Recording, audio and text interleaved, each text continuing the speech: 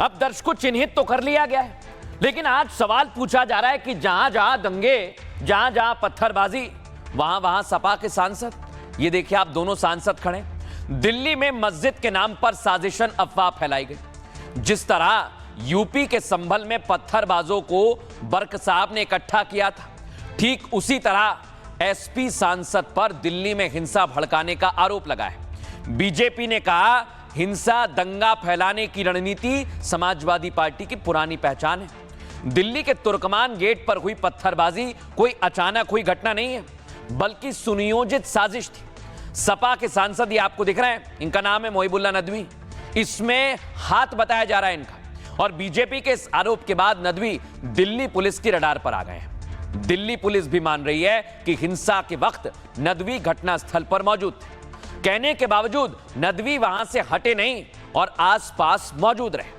अब दिल्ली पुलिस ने पत्थरबाजी में शामिल 50 लोगों की पहचान कर ली है और दिल्ली पुलिस की अलग अलग टीमें आरोपियों को गिरफ्तार कर रही हैं। तो वहीं दिल्ली हिंसा के बाद यूपी पुलिस भी एक्टिव है। दर्शकों देख रहे हैं आप इधर, कल जुमे की नमाज को लेकर योगी फोर्स हाई अलर्ट पर है, क्योंकि हिंसा बहुत बड़ी साजिश है। भड़काऊ बयानबाजी रुकी नहीं है।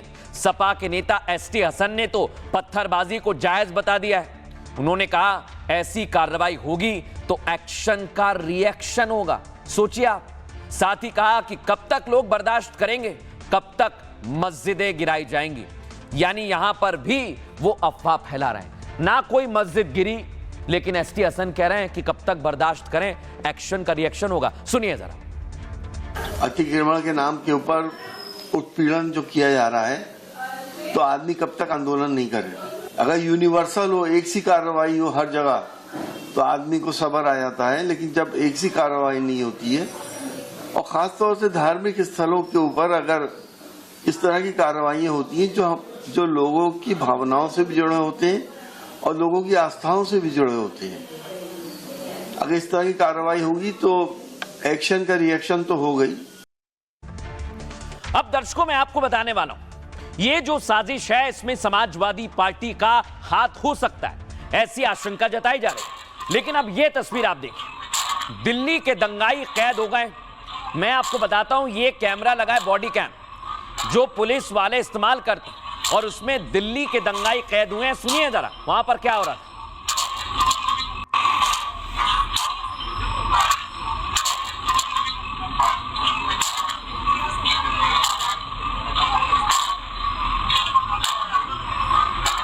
लेकिन दर्शकों ये तो एक चेहरा था। समाजवादी पार्टी भड़का रही है, दंगाई कैद हो गए, अब कांग्रेस पार्टी भी आ गई। ये भी कैसे अफवाह फैला रहे हैं, भड़का रहे हैं, सुनिए जरा। अतिक्रमण नहीं हटाना है, मस्जिदें तोड़नी है। मस्जिदें तोड़ेंगे, कितनी मस्जिदें तोड़ोगे भाई? अतिक्रमण के नाम पर आप मस्जिदों को तोड़ोगे, मदरसों के ऊपर बुलडोजर चलाओगे। यही तो देश में चल रहा है। आप इससे नफरत फैलाते हो, आप इससे नफरत फैला करके अपना राजनीतिक एजेंडा चलाते। अब दर्शकों मैं आपको बताने वाला हूं कैसे दंगा किया जाता है, और इन लोगों को कोई डर नहीं है। उसका सबूत यह है, देखिए ये दिल्ली दंगा जो 2020 में हुआ था वही है। फुल फ्रेम ना करिएगा, देखिए आप इन लोगों को। ये लोग माला पहनाकर स्वागत कर रहे हैं। किनका स्वागत कर रहे हैं? जिन्होंने दंगा किया या करवाया, इन पर आरोप लगाए दर्शकों ऐसे, और ये कई दिनों तक जेल में रहे। देखिए कैसे जरा इनको फूल माला से स्वागत करके स्वागत किया जा रहा है इन लोगों का, दिखाइए।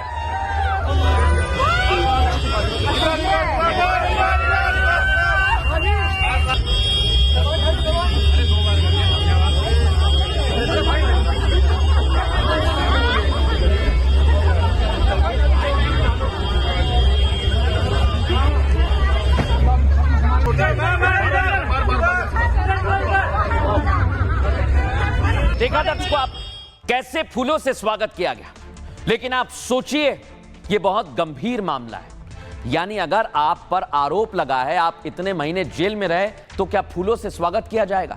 यह कवर फायर देना है दर्शकों। मैं आपको बताता हूं कैसे कवर फायर देते हैं। कवर फायर दिल्ली के मामले में भी दिया जा रहा है। देश की राजधानी दिल्ली दंगे की नई प्रयोगशाला बन गई। इसकी शुरुआत 2020 में हुई, जिसकी तस्वीर फिर से देखिए, देख रहे हैं आप इन लोग। इस बार तुर्कमान गेट पर मस्जिद को लेकर अफवाह फैलाई गई। मौलाना और कुछ यूट्यूबर्स ने पहले साजिशन मुसलमानों को बहलाया, भड़काया। फिर पत्थरबाजों को पुलिस पर हमला करने के लिए उकसाया गया और देखते ही देखते भीड़ हिंसक हो गई, जो बेहद हैरान करने वाली तस्वीर थी। लेकिन हिंसा भड़काने के बाद भी भड़काऊ बयानबाजी रुक नहीं रही है दर्शकों। इमरान मसूद ने कहा अतिक्रमण नहीं, इन्हें मस्जिद तोड़नी है। कहा अतिक्रमण के नाम पर आखिर कितनी मस्जिद तोड़ोगे? तो ओवैसी भी एमसीडी की बुलडोजर कार्रवाई के विरोध में आ गए। दिख रहे हैं आपको? ओवैसी ने कहा फैज़े इलाही मस्जिद के पास वक्फ की जमीन है। कुछ इसी तरह अरशद मदनी भी मुसलमानों को भड़का चुके हैं, यानी कवर फायर दे चुके हैं। लेकिन मुसलमानों को भड़काने वाले मौलाना दंगाइयों पर चुप हैं।